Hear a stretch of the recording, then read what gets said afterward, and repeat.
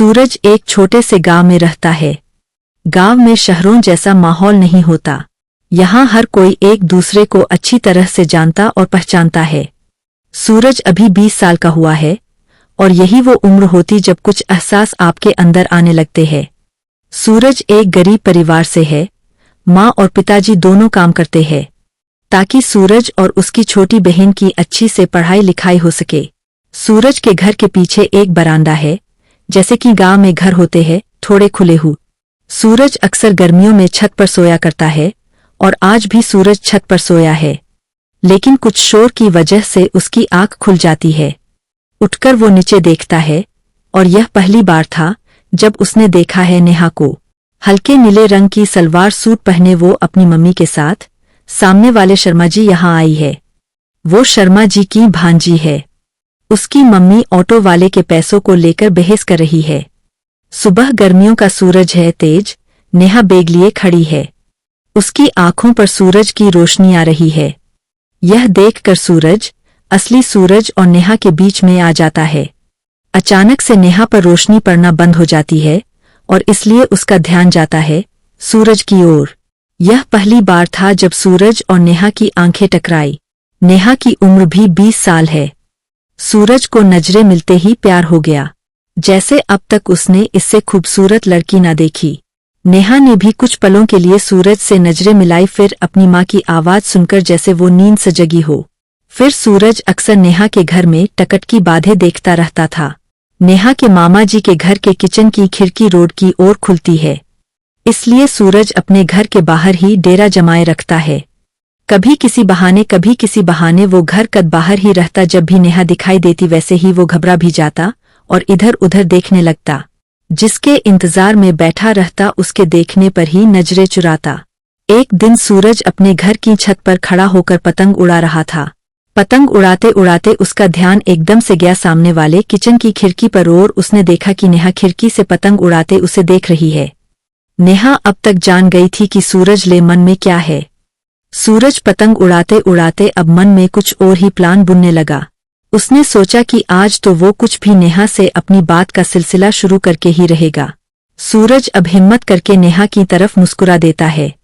यह करते समय उसके मन यही चल रहा था कि क्या पता वहां से कैसा जवाब आए। उसे यह भी डर था कि कहीं वो उसकी शिकायत ना कर दे, लेकिन उसने फिर भी हिम्मत करके यह किया।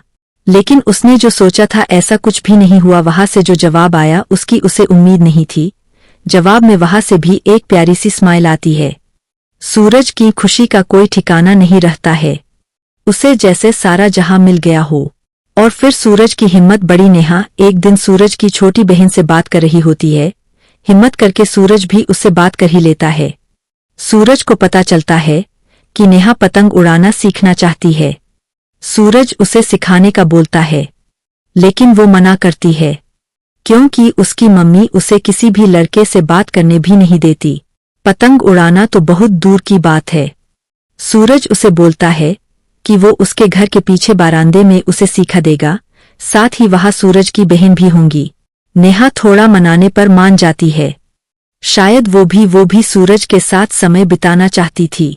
नेहा की मम्मी जब उसकी मामी के साथ किसी रिश्तेदार से मिलने जाती है, तब नेहा सूरज के बारांदे में जाती है।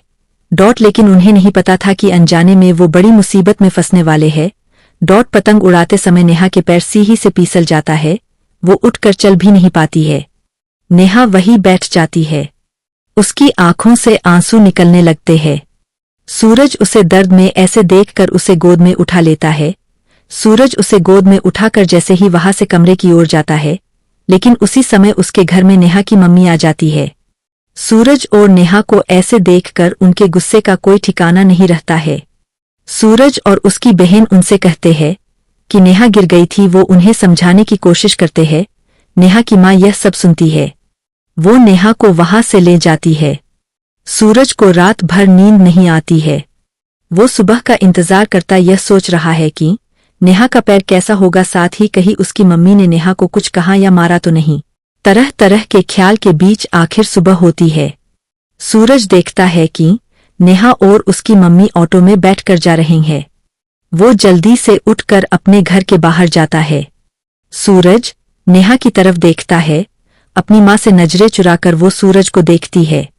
सूरज और नेहा की आंखों में कुछ बातें होती है। नेहा वहां से चली जाती है। उनके हाथों में भरे बैगों को देखकर उसे यह अंदाजा हो जाता है कि शायद अब वो वापस नहीं लौट के वो फिर होने घर जा रहे हैं। लेकिन उसे एक उम्मीद होती है, शायद वो वापस आए। अब सूरज को नेहा का ही इंतजार रहता है।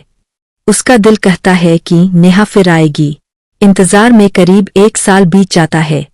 साल भर के बाद फिर उसे सामने वाले किचन में नेहा दिखाई देती है। उसको अपनी आंखों पर विश्वास नहीं होता। उसकी खुशी का कोई ठिकाना नहीं होता, लेकिन उसकी खुशी कुछ ही मिनट की होती है, क्योंकि इस बार नेहा वो नेहा नहीं रही। ध्यान से देखने पर दिखाई देता है, नेहा की मांग भरी है। उसके साथ उसका पति भी है। नेहा की शादी हो चुकी है। नेहा की नजर खिड़की के बाहर देख रहे सूरज पर पड़ती है। नेहा कुछ पलों तक उसे देखती है, फिर जाकर अपने किचन की खिड़की बंद कर देती है।